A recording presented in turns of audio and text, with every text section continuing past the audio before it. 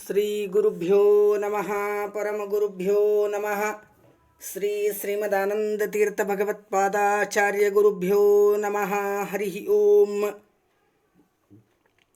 योऽन्त प्रविश्य मम वाचमिमां प्रसुप्तां सञ्जीवयत्यखिल शक्तिधर स्वधाम्ना अन्यांश्च हस्तचरणश्रवणत्वगादीन् प्राणान् नमो भगवते पुरुषाय तुभ्यम्।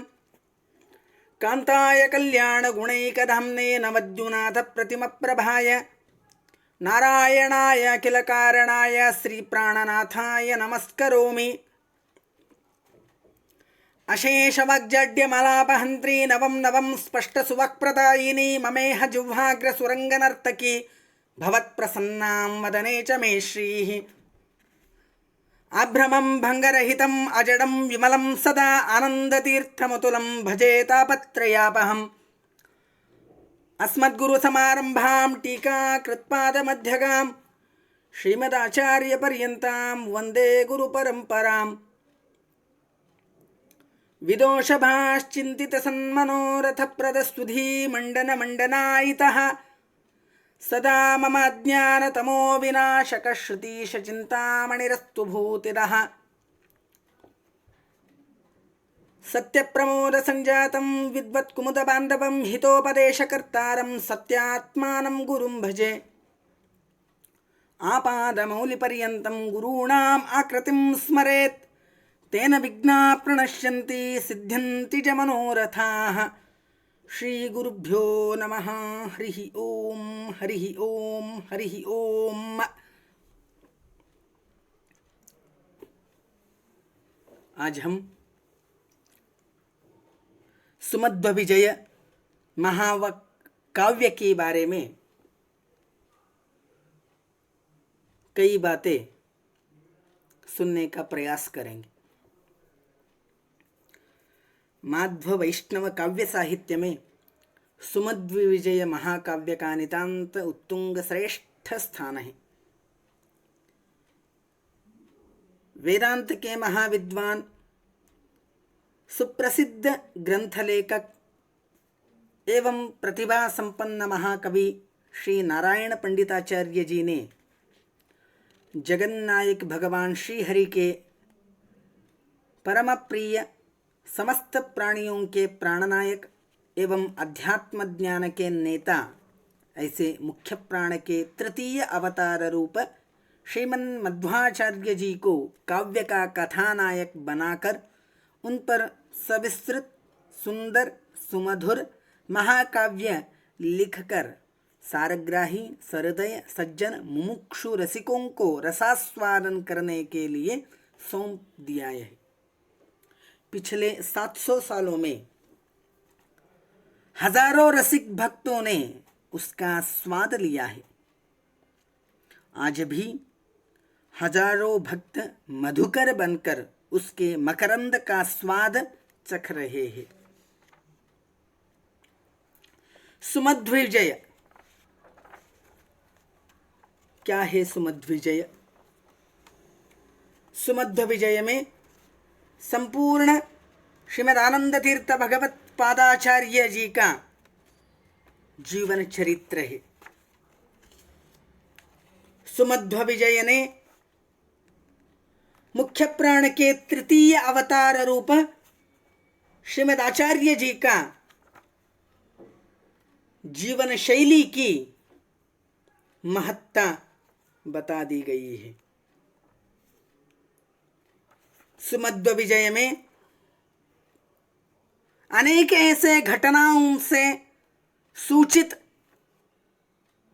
अनेक विचार कहे गए हैं। सुमध्व विजय में श्रीमद आचार्य जी द्वारा की गए अनेक ग्रंथों का वर्णन, उनके जीवन का संपूर्ण रहस्य और अन्य कोई बातें इस तरह संपूर्ण जीवन गाता है। तथा मध्वाचार्य जी के जीवन चरित्र है तो मध्व चरित्र ऐसे कहना था ना, सुमध्व विजय, ऐसा नाम इस ग्रंथ को क्यों रखा गया? यही कहते हैं कि सुमध्व विजय महाकाव्य। नाम से ही पता चलता है कि इसमें श्रीमन मध्वाचार्य जी के जीवन का समग्र घटनाओं का यथार्थ विस्तृत वर्णन है। खंड काव्य में किसी व्यक्ति के जीवन की किसी एक ही प्रमुख घटना का वर्णन होता है, लेकिन महाकाव्य में समग्र जीवन की घटनाओं का वर्णन अनिवार्य है, अन्यथा वह महाकाव्य नहीं कहलाएगा। इस काव्य को महाकाव्य कहते हैं, सुमध्व विजय महाकाव्य। श्रीमन मध्वाचार्य जी भूमि पर 79 सालों तक, कुछ विद्वानों के अभिप्राय से 55वें सालों तक मनुष्य गोचर होकर ग्रंथ लेखन, दुर्वादों का खंडन, परमत खंडन पूर्वक स्वमत स्थापन की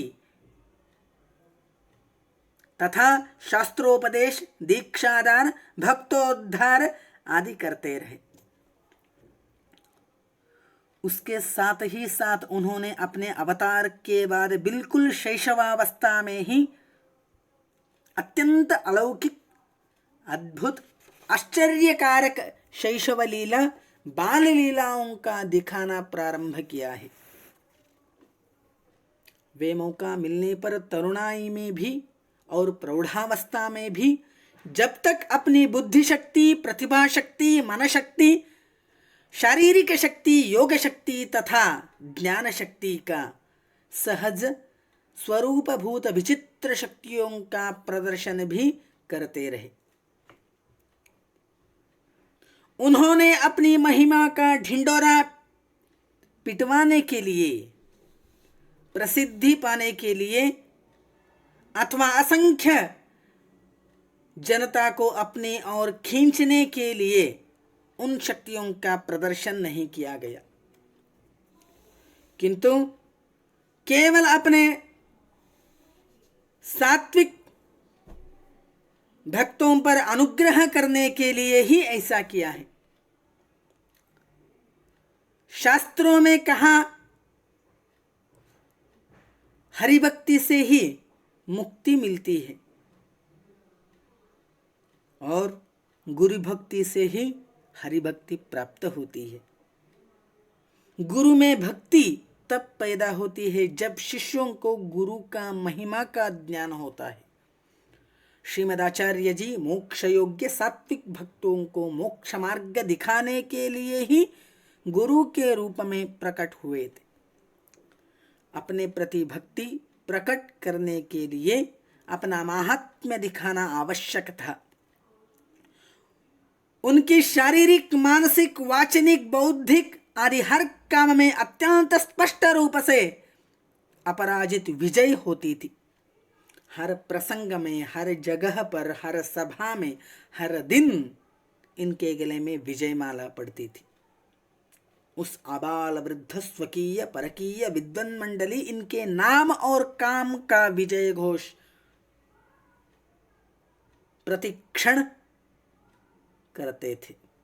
अतएव उन विजय महोत्सवों को प्रत्यक्ष रूप से देखकर, काव्य के रूप में वर्णन करने की प्रेरणा पाकर इस काव्य के रचयिता महाकवि श्री नारायण पंडिताचार्य जी ने अपने इस महाकाव्य को सुमध्व विजय ऐसा सुंदर एवं सार्थक नाम दिया गया।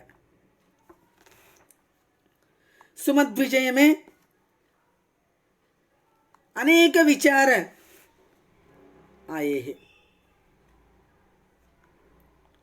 सुमध्व विजय में श्रीमदाचार्य जी की विजय गाथा लिख गई है।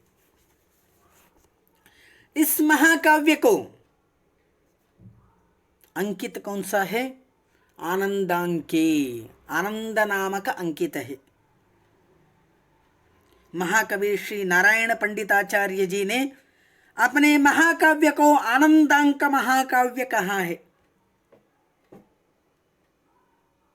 इस काव्य में 16 सर्ग तथा 1008 श्लोक है। कवि ने प्रत्येक सर्ग के अंतिम श्लोक में प्रसंगोचित सार्थक आनंद शब्द का प्रयोग किया है। इसी कारण इस काव्य को आनंदांक काव्य ऐसा लिखा है। आनंद शब्द का प्रयोग करने कवि ने आनंद में परमात्मा का तथा श्रीमदानंद तीर्थ जी का स्मरण किया है। इसके साथ ही साथ इस बात की भी सूचना दी है कि इसके अध्ययन, पठन, पारायण, मनन आदि करने से मोक्षानंद मिलता है। आनंद यह समस्त प्राणियों के लिए अत्यंत अपेक्षित गुण है। स्वरूपानंद का अनुभव ही मोक्ष है। मुख्य रूप से भगवान श्री मुकुंद ही मोक्षदाता है। मुक्तिम दधाति इति मुकुंदः। उसके अनंतर उसी की आज्ञा के अनुसार मोक्ष देने वाले देवता केवल मुख्य प्राण ही है। मोक्ष योग्य सात्विक सज्जनों को मोक्षानंद दिलाने के लिए ही उन्होंने आनंद तीर्थ नाम से आनंददायक शास्त्र ग्रंथों की रचना करके सज्जनों पर बड़ा ही परमोपकार किया है।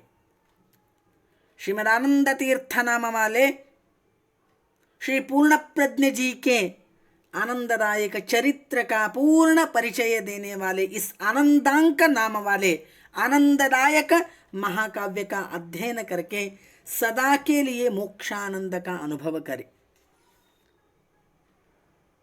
यह अभिप्राय इसमें निहित है।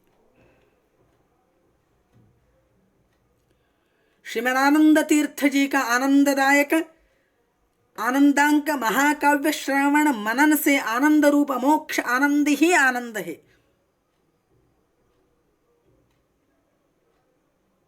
इस महाकाव्य के बारे में जितना भी लिखा जाया, जितना भी बताया जाया, उतना कम ही लगता है। इसलिए हम सब इस महाकाव्य के रस का आस्वादन करके श्रीमदानंद तीर्थ भगवत पादाचार्य जी के परमानुग्रह से मोक्षानंद प्राप्त करें।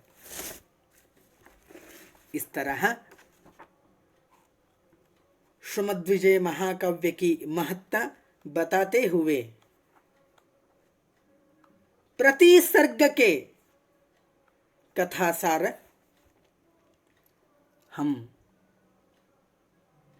सोचने का, प्रति सर्ग का कथासार अनुवाद करने का, श्रवण मनन करने का यत्किंचित प्रयास करेंगे।